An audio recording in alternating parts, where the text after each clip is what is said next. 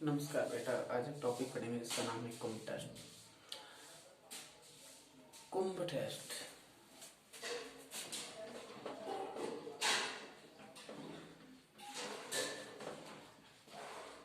कुंभ test देखिएगा बेटा, कुंभ test क्या होता है, कितने प्रकार का होता है, वो हम चीज पढ़ेंगे। कुंभ टेस्ट के बारे में पहले इंट्रोडक्शन पढ़ लेते हैं, बाकी एक दो जगह अच्छी बुरी चीजें आएगी वहां उसके साथ में डिस्कस करेंगे तो बेटर रहेगा। ठीक है, तो कुंभ टेस्ट क्या होता है, आज इसके बारे में हम लोग चर्चा करेंगे। देखिए, कुंभ टेस्ट करते हैं कि वो ये भी पढ़ेंगे। सबसे पहले कुंभ टेस्ट की बात करते हैं कि इसकी खोज कब और कैसे हुई। कुंभ टेस्ट की खोज 1945 में 3 साइंटिस्टों के द्वारा की गई। कितने साइंटिस्ट? 3। शॉर्ट में हम आरसीएम बोल सकते हैं। आरसीएम बोल सकते हैं, जिसकी खोज की गई थी उनका नाम है, इसका नाम था कुम्स, मोरेंट, एंड्रेस। 3 वैज्ञानिकों ने 1945 में कुंभ टेस्ट की खोज की, या उसके बारे में इन्होंने डिस्कस किया कि कुंभ टेस्ट होता क्या है, कैसे किया जाता है। कुंभ टेस्ट में करने में एक स्पेशल रिएजेंट यूज करते हैं और ये रिएजेंट को कहते हैं कुम्स रिएजेंट। क्या कहते हैं? कुम्स रिएजेंट।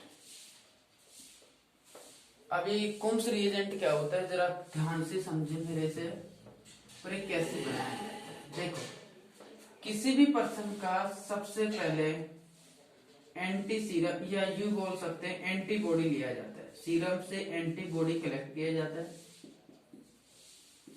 एंटीबॉडी लेने के बाद में, जैसे मेरे एंटीबॉडी ले लिया, लेने के बाद में ये रैबिट में इंसर्ट किया जाता है। ये एंटीबॉडी रैबिट के लगा दिया जाता है, खरगोश के लगा दिया जाता है, मुख्य और भी जानवर होते हैं, माउस के भी किया जाता है, रैबिट पे लगा दिए जाते हैं। रैबिट की बॉडी क्या करती है, उन एंटीबॉडी के साथ में, समझो आप, रैबिट की बॉडी उनको बाहर का समझती है कि ये बाहर के हैं और ये हमें बीमारी करेंगे। वो तो रैबिट की बॉडी क्या करती है, बाहर का समझकर खुद ऐसे एंटीबॉडी बनाती है जो उन बाहर से अभी आपने एंटीबॉडी डाला है उसके विपरीत एंटीबॉडी बनाता है। वो एंटीबॉडी उन जो आपने डाला उनको मारने का काम करता है, तो एंटीबॉडी बनाते हैं। तो रैबिट की बॉडी ने एंटीबॉडी बनाया, आपने भी एंटीबॉडी इंसर्ट किया, तो एंटीबॉडी के विपरीत फिर एंटीबॉडी किसने बनाया? रैबिट की बॉडी ने। भाई, हमारे शरीर में कोई भी शुरू में जाता है तो हमारी बॉडी उसके प्रति, बाहर से जाता है एंटीजन होता है, और उसको मारने के लिए हमारी बॉडी एंटीबॉडी बनाती है। वैसे रैबिट की बॉडी ने किया। फिर रैबिट की बॉडी से एंटीबॉडी बन गए उसके विपरीत मारने के लिए, उसकी बॉडी से कलेक्ट कर लिए जाते हैं वापस एंटीबॉडी, और उन एंटीबॉडीज को कहते हैं कुम्स रिएजेंट। क्या कहते हैं? कुम्स रिएजेंट। देखिएगा, कुम्स रिएजेंट डाला जाता है। ये टेस्ट मुख्य रूप से हमारे सीरम में ऐसे एंटीबॉडीज के लिए किया जाता है जो एंटीबॉडी कंप्लीट नहीं है। और कंप्लीट नहीं है इसका मतलब इनकम्प्लीट है। तो हमारे सीरम में उपस्थित इनकम्प्लीट एंटीबॉडी की पहचान करने के लिए यह टेस्ट किया जाता है जिसका नाम है कुंभ टेस्ट। ठीक है, देखो कैसे कैसे करते हैं, जिसमें ये देखो कंप्लीट और इनकम्प्लीट क्या होता है। हमारे शरीर में ब्लड होता है, ब्लड के में आरबीसी होता है, आरबीसी की सतह पर एंटीजन पाया जाता है।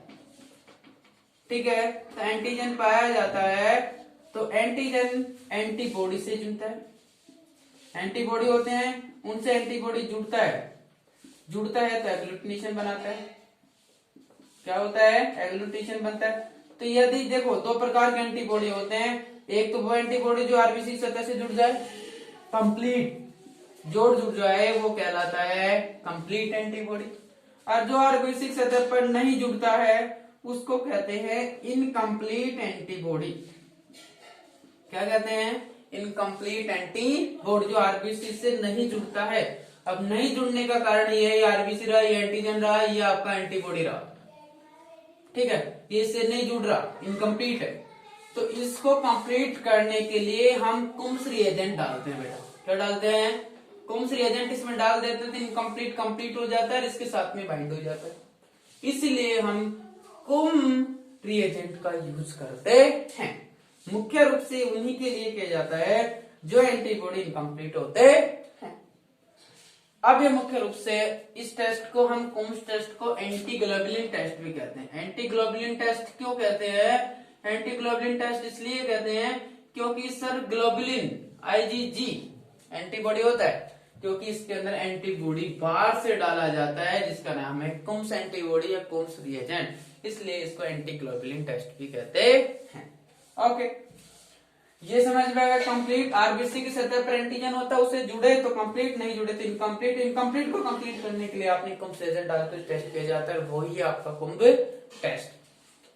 मुख्य रूप से टेस्ट दो प्रकार का होता है। पता रखिएगा कि क्यों किया जाता है, क्योंकि सीरम में उपस्थित इनकम्प्लीट एंटीबॉडी को देखने के लिए टेस्ट किया जाता है जिसका नाम है कुम्ब टेस्ट। ठीक है, इनकम्प्लीट भी या फिर यूं भी बोल सकते हैं ऑटो इम्यून एंटीबॉडी। ऐसे एंटीबॉडी जो हमारे शरीर में है, एंटीबॉडी का काम तो यूं होता है, देखिए एंटीबॉडी जो हमारे ब्लड में होते हैं उनका काम ये होता है कि वो बाहर से आने वाले बैक्टीरियाओं को मारे, वायरस को मार करके हमें बीमारी से बचाए।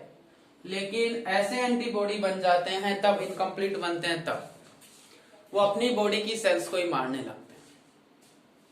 अपनी बॉडी की सेल्स को ही मारने लगते हैं, वो दूसरा समझ लेते हैं कि ये तो कोई और है, जबकि अपना शरीर का ही एंटीजन होते हैं। ऐसे एंटीजन जो हमारे शरीर में होते हैं और हमारे लिए लाभदायक होते हैं, लेकिन ये गलत समझ करके ऐसे एंटीबॉडी उनको मार देते हैं। इस प्रकार के एंटीबॉडी को हम कहते हैं auto immune antibody, auto antibody या ऑटो इम्यून एंटीबॉडी। ठीक है, तो कुम्ब टेस्ट मुख्य रूप से दो प्रकार का होता है, एक होता है डायरेक्ट और एक होता है इनडायरेक्ट। डायरेक्ट और इनडायरेक्ट। डायरेक्ट कुम्ब टेस्ट, ध्यान रखिए प्रिंसिपल और पर्पज इन दोनों का एक ही है। सीरम में उपस्थित इनकम्प्लीट एंटीबॉडी को आइडेंटिफाई करने के लिए हम लोग डायरेक्ट और इनडायरेक्ट कुम्ब टेस्ट परफॉर्म करते हैं। डायरेक्ट में तो कुछ भी नहीं है, देखो प्रिंसिपल हो गया वो का वो, सेम टू सेम जो पहले था। इसके बाद में हम बात करेंगे रिक्वायरमेंट। अब रिक्वायरमेंट तो हमें वही पड़ेगा जैसे ब्लड का सैंपल या पेशेंट के जो कलेक्ट किया गया blood sample. Okay, centrifuge machine चाहिएगा आपको, पिपेट चाहिए था आपको, टेस्ट ट्यूब चाहिए आपको, कुम्स रिएजेंट चाहिए,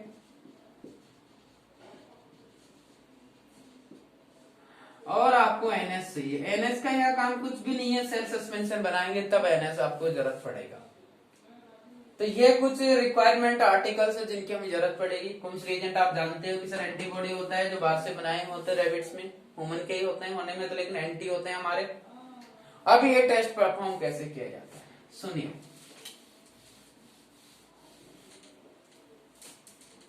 प्रोसीजर परफॉर्म कैसे किया जाता है, दैट इज प्रोसीजर। लो, पहला फंक्शन आपका होता है इसके अंदर आप सेल का सस्पेंशन तैयार करें 5% वाला। बना चुका, मैं कई बार बता चुका, पहले भी टेस्ट में बता चुका जब मारस कर पड़े थे। कैसे करते हैं, कैसे बनाते हैं। पेशेंट का सैंपल लेते हैं, आरबीसी लेते हैं, सेल्सियस लेते हैं, वहां से वहां पर क्या करते हैं, एनएस के साथ में वाश करते हैं 3-4 दफे, तब जाके सेल्सियस मिश्रण बनता है। वहां बता दिया मैंने 5% एनएस। सबसे पहले सेल सस्पेंशन तैयार करें, इसके बाद में आप लोग 1 ड्रॉप ऑफ सेल सस्पेंशन की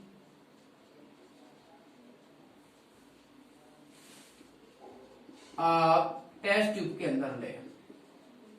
किसके द्वारा, पिपेट के द्वारा। पिपेट बिल्कुल क्लीन होना चाहिए क्योंकि आपका डस्ट एरर हो सकता है वहां पे।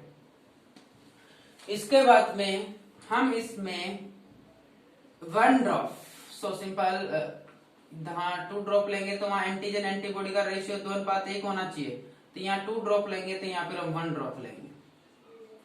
1 ड्रॉप कुम्स रिएजेंट, कौन? कौन सा रिएजेंट आपको मार्केट में मिलता है, ऐड करेंगे एक ड्रॉप उस टेस्ट ट्यूब के अंदर, हम किसकी ऐड करेंगे? कुम्स रिएजेंट की ऐड करेंगे। अब क्या होएगा? कुम्स रिएजेंट की ऐड करेंगे और उसके बाद में हम क्या करेंगे? पूर्ण रूप से इसको हम मिक्स करेंगे पिपेट की सहायता से। मिक्स करने के बाद में 5 से 10 मिनट के लिए इसको हम क्या करेंगे? रूम टेम्परेचर पर रखेंगे।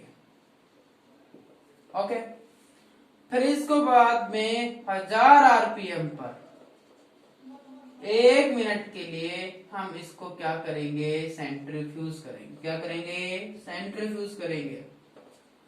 सेंट्रीफ्यूज करने के बाद में फिर ऑब्जर्व करेंगे, हम लोग ऑब्जर्व करेंगे रूम टेम्परेचर पर सब कुछ होएगा। अब हम ऑब्जर्व करेंगे कि सेंट्रीफ्यूज के बाद में इसमें एग्लूटिनेशन बना या नहीं बना। आपको समझ लेना चाहिए बेटा, ध्यान रखना हमेशा, एग्लूटिनेशन बना या नहीं बना। एग्लूटिनेशन बनेगा क्यों नहीं बनेगा? देखो, एंटीजन आपने सेल से हो गया, एंटीबॉडी आपने कुम्स रिएजेंट डाल ही दिया, एंटीजन एंटीबॉडी रिएक्शन करेंगे तो सिंपल सी बात है, एग्लूटिनेशन बनेगा। बनेगा तो हम यहाँ रिजल्ट पढ़ेंगे अब आगे। देखो रिजल्ट में क्या होगा? यदि दोनों को सेंट्रीफ्यूज करने के बाद भी ऑब्जर्व किया, क्लम्प बन गया, एग्लूटिनेशन बन गया, क्लम्प बन गया, तो इसका मतलब ये हुआ कि आपके सीरम के अंदर इनकम्प्लीट एंटीबॉडी प्रेजेंट है। इनकम्प्लीट एंटीबॉडी प्रेजेंट है। यदि एग्लूटिनेशन नहीं बना तो इसका मतलब ये है कि इनकम्प्लीट एंटीबॉडी आपकी बॉडी में या प्लाज्मा में या सीरम में एब्सेंट है। ये इसका रिजल्ट हो गया, क्योंकि आपने एंटीबॉडी को कंप्लीट करने के लिए तो आपने क्या डाला था? कुम्स रिएजेंट। इसके बाद में यूजेज क्या क्या होते हैं? एंटीबॉडी, देखो ऑटोइम्यून, ऐसे एंटीबॉडी जो हमारे शरीर के लिए नुकसानदायक होते हैं उनको ऑटोइम्यून एंटीबॉडी कहते हैं, और उनका टेस्ट करने के लिए टेस्ट कर रहे थे, सिंपल। अब ये एंटीबॉडी का टेस्ट कर लिया, हमारी बॉडी में है तो हमारी बॉडी के लिए नुकसानदायक है। ऐसी बीमारियां उत्पन्न करते हैं जिनकी हम सोच भी नहीं सकते, जैसे हीमोलाइटिक डिजीज। हीमोलाइटिक डिजीज मतलब वो हमारे शरीर के एंटीबॉडी हमारी आरबीसी को किल करेंगे। एंटीबॉडी, ऑटोइम्यून का मतलब ये तो होता है हमारे एंटीबॉडी हमारे आरबीसी को नष्ट करेंगे, तो हीमोलाइसिस होगा, और ऐसी बीमारियों को हीमोलाइटिक डिजीज कहेंगे। ओके, अब आरबीसी का डिस्ट्रक्शन ज्यादा होगा तो एनीमिया होगा, राइट? क्योंकि आरबीसी कम होगा, हीमोग्लोबिन कम होगा, हीमोग्लोबिन कम होगा तो एनीमिया होगा। इस प्रकार के एनीमिया को हीमोलाइटिक एनीमिया कहेंगे।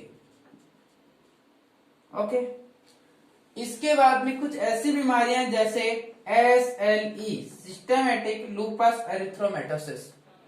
सिस्टेमेटिक लूपस एरिथ्रोमेटोसिस, शरीर पर अपने आप चित्ते बन जाए, उस बीमारी को कहते हैं SLE, क्योंकि हमारी बॉडी के एंटीबॉडी ने कुछ ऐसा काम किया और हमारी बॉडी को ही नुकसान पहुंचा दिया। अगला है सिफिलिस।